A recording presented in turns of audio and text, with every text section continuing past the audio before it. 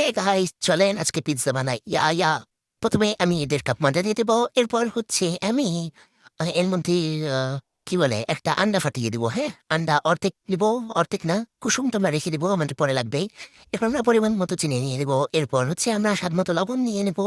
এরপর হচ্ছে আমরা ভরে ভরে অনেকগুলো গুঁড়ো দুধ নিয়ে নেবো। এরপর আমরা একটুখানি তেল নিয়ে নেবো। আচ্ছা, আমি আর ফাঁকে ইস্ট দিয়ে দিয়েছিলাম, যেটা আমার দেখাতে মনে নেই। তো আমরা হচ্ছে এরপরে গরম পানি দিয়ে দিব। তারপর আমরা ঠাস ঠাস করে মধ্যে ঘুষিয়ে ঘুষিয়ে মানে র্যাপিং পেপার দিয়ে র্যাপ করে রেখে দেবো।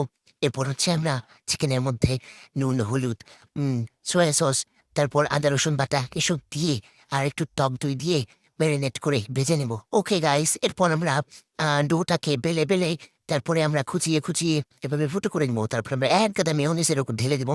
এরপর আমরা ওয়েস্টার্ন মাশরুম দিয়ে দেবো, যেটাকে দেখতে একদম গরুর বুড়ির মতো, কিন্তু এটা গরুর বুড়ি নয়। এরপর আমরা ভরে ভরে অনেকগুলো মাংস দিয়ে দেবো। এরপর হচ্ছে আমরা উপর থেকে সামান্য একটু টমেটো সস ও মোজারেলা চিজ দিয়ে দিব। এরপর আমরা চিকাপ নেই, আমি গরিব, তাই আমরা কাঁচামরিচ, পেঁয়াজ আর উপর দিয়ে হালকা একটু টমেটো সস আর সেই ডিমের আন্ডাটাকে আমরা সাইড দিয়ে দিব, যাতে এটা দেখতে সুন্দর হয়। ওকে, এরপর আমরা অরিগেনো ছিটিয়ে দিব। তারপর আমরা ওভেনে দিব 220 ডিগ্রিতে 10 মিনিট বা 15 মিনিট। এরপর আমাদের পিৎজা রেডি। হা হা হা।